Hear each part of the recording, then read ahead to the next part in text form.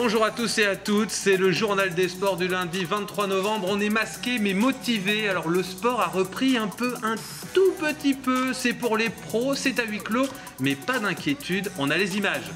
Le sport amateur, lui, est toujours confiné, mais il n'en reste pas moins solidaire. L'assaut du Tour Football Club a lancé l'objectif 1000 bornes pour le Téléthon. Johan Lejeune, responsable des U11, les moins de 11 au TFC, est à l'initiative du projet. Il est sur notre plateau.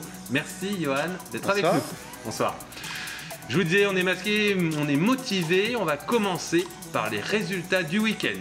La victoire du Tour Volleyball, l'exploit de l'ADA Blois, la galère du Chambray-Touraine Handball et le match amical de l'UTBM, l'Union Tour Basket Métropole bien sûr.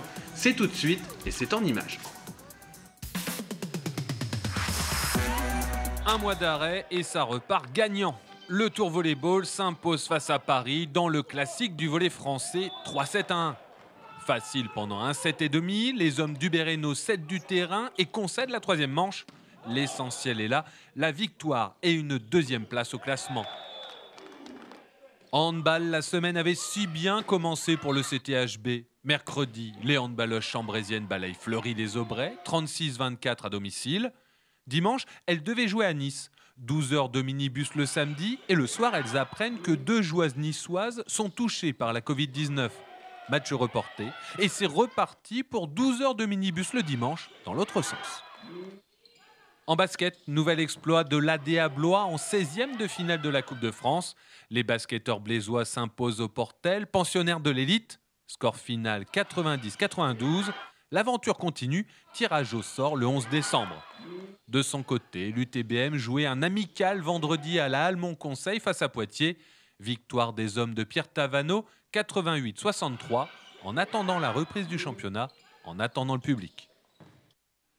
Alors, sont des pros, ils s'entraînent, ils peuvent jouer, certains font même des matchs, comme on le disait, à huis clos. Mais vous, dans le sport amateur, comment vous faites avec vos jeunes footballeurs, avec vos jeunes footballeuses ? Eh ben, tout est fait à distance. On propose des programmes à faire chez soi. Certains éducateurs proposent aussi des séances en visio, tout ce qui est renforcement musculaire. Pour les plus jeunes, on propose des défis sympas à faire à la maison, souvent marrants pour que ce soit attrayant. Voilà, pour aussi garder le contact, puisque c'est quand même important de garder du lien. Les licenciés souhaitent continuer leur activité. Malheureusement, pour le moment, ça reste à distance. Il y a eu un gros mois et demi d'entraînement. Il y a eu également des matchs. Vous avez déjà une idée sur comment vous allez gérer là, le retour à l'entraînement ? La gestion, elle va... Ce sera différent du premier confinement. Ouais, ça va être différent parce que la saison n'est pas la même. Là, on arrive dans des périodes où il va commencer à pleuvoir, il fait plus froid, donc il n'y aura pas de vestiaire à disposition. Joie des sports d'extérieur. Ouais. Ça risque d'être, alors peut-être pas compliqué, mais sûrement différent à gérer. En termes d'entraînement. Après, la compétition, on ne sait pas si ça va reprendre, si ça peut reprendre ou quand. Point d'interrogation.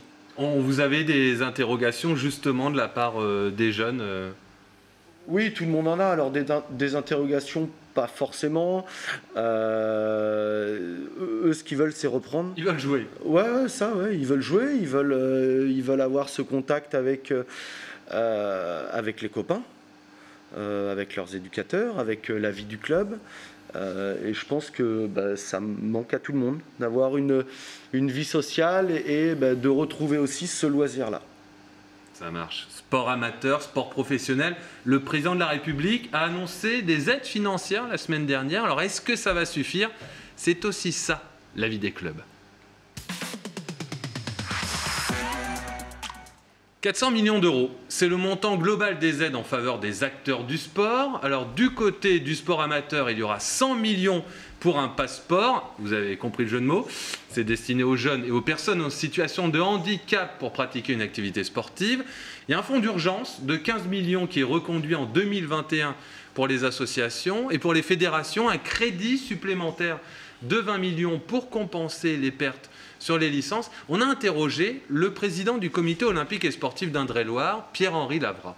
Pour lui, le sport est un pilier de l'éducation des jeunes et ce nouveau mois confiné va laisser des traces. On l'écoute. Alors ça pose des problèmes de relations entre les bénévoles, entre les parents, entre les structures, entre le suivi des compétitions, des entraînements, sans faire de compétitions de très haut niveau. Là, je parle bien des 150 000 licenciés amateurs du département. Il y a 100 000 jeunes, il y a 15 000 bénévoles derrière qui, pour l'instant, sont totalement arrêtés. Il y a les jeunes et puis il y a les parents. Est-ce qu'eux aussi vous réclament et disent mais reprenez-la, s'il vous plaît, faites-lui faire des efforts sportifs? Oui. Alors, c'est pas forcément une demande de leur part, mais effectivement, on sent que le premier confinement a laissé quand même quelques séquelles. Comme quoi? Plein de choses. Déjà, physiquement, reprendre le rythme, même pour un enfant de 10 ans ou 11 ans, c'est difficile de répéter les efforts. En termes de sociabilité aussi, on a passé 3 mois à vivre à la maison quasiment seul en famille. Il a fallu aussi pour eux se réadapter au vivre ensemble. Mine de rien, c'était pas forcément évident. Mais voilà, toutes ces petites choses qu'on redécouvre. Voilà, c'est... Ça vaut pour le sport amateur. Parce que maintenant, les clubs pro, pour les structures pro, c'est un huis clos est égal à 0 € de billetterie. Alors un fonds de compensation est prévu à hauteur de 107 millions d'euros. Et comme il y a des équipes quand même qui continuent de jouer et de s'entraîner, l'État prévoit une exonération des charges salariales d'octobre à décembre 2020. Alors Yves Bouget, le président du TVB, il n'est pas content. Il était content pour la victoire de son équipe hier contre Paris, mais son club perd de l'argent à chaque fois qu'il joue à huis clos. Il témoigne de son courroux au micro d'Audrey Champigny. Pour moi, on est très loin du compte. Aujourd'hui, la seule chose dont on a la certitude, c'est les charges patronales déduites de la caisse de retraite. Donc, pour donner à titre d'exemple, pour un club comme le TVB, c'est 20 000 € par mois. Donc, globalement, aujourd'hui, concrètement parlant, on va avoir 60 000 € d'aide sur 3 mois. Quand on sait qu'on perd entre 60 et 100 000 sur un match comme celui-là, à huis clos. Trouver un peu de bonheur sportif en ces temps confinés. Faire rayonner la solidarité quand on nous impose de rester chez soi. Telle est la mission de notre invité de la semaine.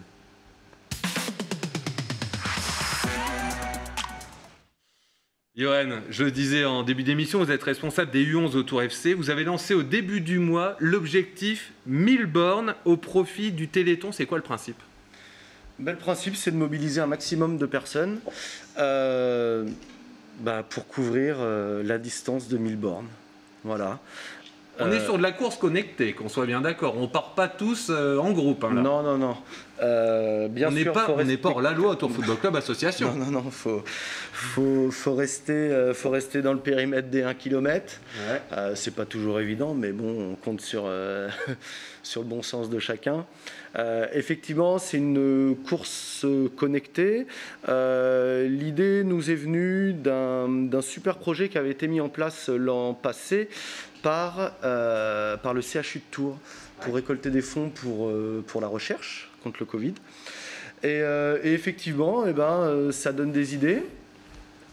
Là, cette année... Et puis le Téléthon, c'est la semaine prochaine, mais voilà. À un moment, ils vont avoir des difficultés. C'est important d'être là, j'imagine. Tous les ans, on souhaite se mobiliser pour une œuvre, alors qu'elle soit nationale ou locale. Et effectivement, on a supposé cette année que ça allait être très galère pour le Téléthon de récolter des fonds. D'où en fait cette action pour cette cause. Voilà. Combien de participants là aujourd'hui? Je suis sûr que avant de rentrer sur le plateau, vous avez actualisé pour savoir. Là, on atteint 250. 250. Ouais. 250. La cagnotte commence à grandir. 4 chiffres lisais-je cet après-midi sur Facebook. Voilà. C'est bien. Ouais, c'est bien. C'est bien ça. Bon, déjà voilà, l'objectif principal, c'est de générer des fonds. Le deuxième objectif, c'est effectivement compter sur sur la mobilisation de tout le monde. Et avoir une activité sportive pour Ouais, le coup, aussi, un peu ouais. programmée. Ouais, et on se rend compte qu'il y a même des gens qui s'y mettent. Ouais. Qui s'y mettent, et ben, qui découvrent qu'ils ont passé un bon moment en famille, qu'ils ont pris l'air, qu'ils se sont dépensés. Donc voilà, pour la bonne cause. Et on peut courir avec un ballon devant quand même. Ouais, on peut le faire. Ouais. Ça, c'est important quand même. Ouais. On peut le faire aussi. J'ai vu que vous lanciez des défis à dire allez, on peut essayer de faire ces 5 km en jonglant. Ouais, et peut... alors c'est libre, faut aussi s'amuser. Ouais. Hein, ça reste une bonne cause, ça reste un loisir. Donc quand on fait les choses, autant les faire avec le sourire. Donc effectivement, on compte aussi sur tout le monde pour proposer des choses différentes, parce que cette action, il faut la faire vivre pendant un mois. C'est pas toujours évident, mais au fur et à mesure, on prend des idées. C'est l'effet boule de neige, hein. Parlons bien, Johan. Comment on fait pour s'inscrire ? Comment on fait ? Il y a juste 2 clics à faire. Vous allez sur toutes les publications de notre page Facebook. Et la compagnie de Blairet s'y est mise ce week-end. Ouais. Ils ont été extraordinaires. Ils étaient quasiment tous à participer. Donc effectivement, 10 km fois 15 ou 20 personnes, ça va vite. En termes de kilomètres parcourus, en termes aussi de cagnotte, ils ont été généreux. Beaucoup sont plus généreux que ce qu'ils devraient, donc c'est quand même appréciable. Et effectivement, on se rend compte que beaucoup de gens sont attachés aux valeurs associatives et caritatives, et en ce moment, ça fait du bien à tout le monde. Johan, vous avez 20 secondes pour plaider pour un retour des jeunes sur les terrains au plus vite. Qu'est-ce que vous nous dites ? Eh bien, que les jeunes ont besoin. Voilà. Le sport, ça reste un loisir, mais c'est quand même un équilibre social pour nous tous.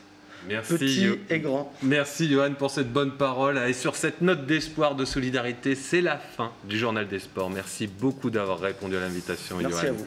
La semaine prochaine, vous retrouvez la taquine Audrey Champigny à la présentation du Journal des Sports. D'ici là, partagez vos impressions, vos commentaires sur notre mail sport@tvtour.fr. Je vous souhaite à tous et à toutes une bonne soirée.